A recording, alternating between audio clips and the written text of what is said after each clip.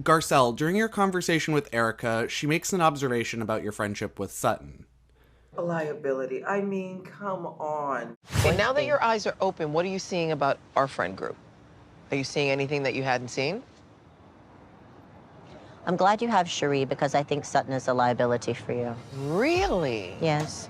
That was shocking to me because a liability, like what? Like my reputation is gonna go away because I'm friends with Sutton? I mean, it just didn't make any sense. You don't have to cover for her all the time. I don't. I think that you almost felt, and in some ways responsible to protect her. She's a big girl. I didn't know where that was coming from. And if there's a liability in the group, it is certainly not Sutton to me. My point is this. I think that Garcelle rushes in to clear up Sutton's mess. You didn't buy a table. You canceled your table at the last minute. Yeah, you did. I thought you have a receipt for the table. Did you bring them? Look, Garcelle's a loyal friend, no doubt, but she rushes in to sort of either smooth things over. Very upset still about all the insinuations. Sutton, we're done with this. Look at her and tell her what you need to fix it so we can move on. Or fight Sutton's battles. This was kind of what I was saying last year, which was, tried to assassinate hold your on. ever. That was a different situation. Yeah, there's similarities. Never tried You to can't assassinate your compare character the ever. two. Or stand in for her and say, no, that's not really what she meant. She would never come into your room and do anything that was, like, it's not, I don't even. It's like, girl, I want to get to know you. I want to have fun with you. But not at the expense of you rushing to this one, you know, Sutton's rescue. It's like, no, I don't want to do that. Let Sutton make mistakes and clean them up on her own. By all means, if you believe it, then voice your opinion and support. But I'm sure there are times where Garcelle realizes Sutton put her foot in her mouth.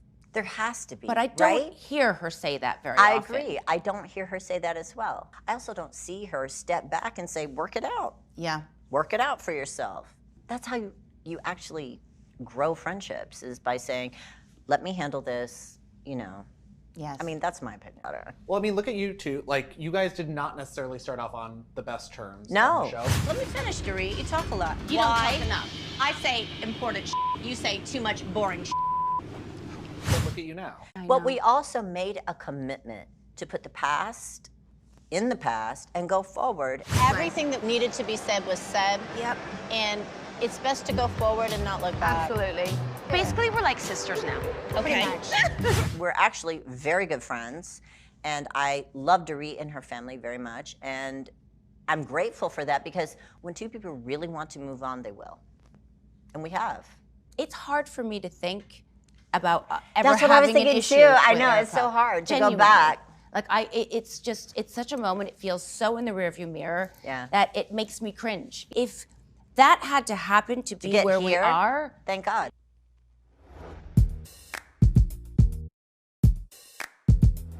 So Diana pulled out all the stops for this party, including having a live performance by Asher. Asher really blew everybody away.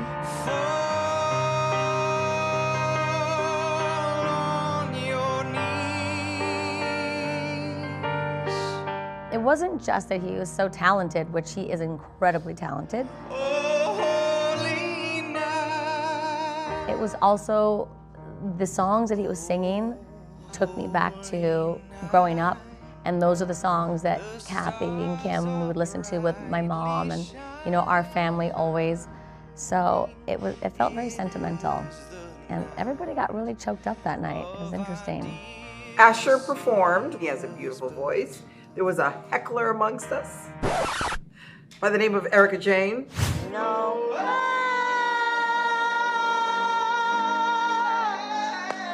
The most entertaining thing of that part. No, Asher was great. I was but gonna I say was the second second to most Asher. entertaining thing Yes. behind Asher.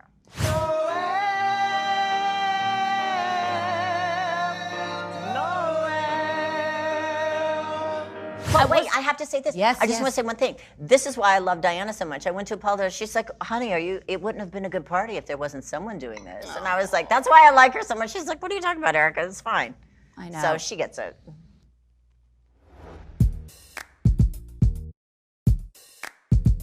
Dorit, you and PK have a discussion about a DUI. He didn't get a DUI. Okay, he can was you talk a pulled little bit about over. PK was pulled over for suspicion of DUI. He was brought to the police station, blew under the limit, and they released him. When the press got word, it was weeks later, which is the most bizarre thing.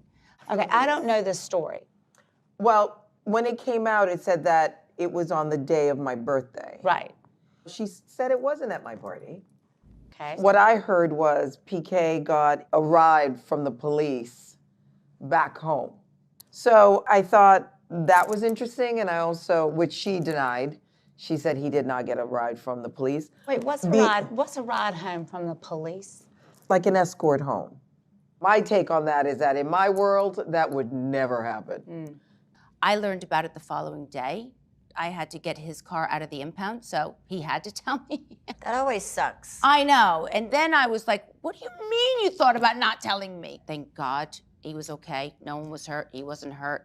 You know, because you hear this. That's very scary. I mean, that in and of itself, let alone you think, God forbid, and I'm coming off of, a big trauma. When PK told me, I mean, he was really shaken by the entire experience. He had never been taken to the police station. He never had a situation like that. So it really scared him, scared the bejesus out of him. And he was very remorseful. And he had said, Dorit, listen, I can assure you of one thing. I will never, ever have a glass of wine, a drink, ever, and get behind the wheel of a car. And that was good enough for me. And, when someone realizes, the error of their ways and they understand that no matter what the situation and the outcome was, it's still completely unacceptable to get behind the wheel of a car with one drink, let alone if it was more.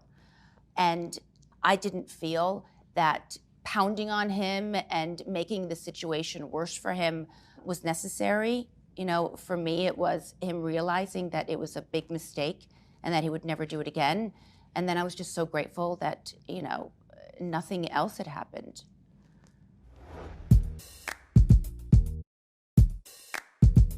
Sutton, you have taken a big, bold swing in the dating space this year. Oh, God. Yes, she has.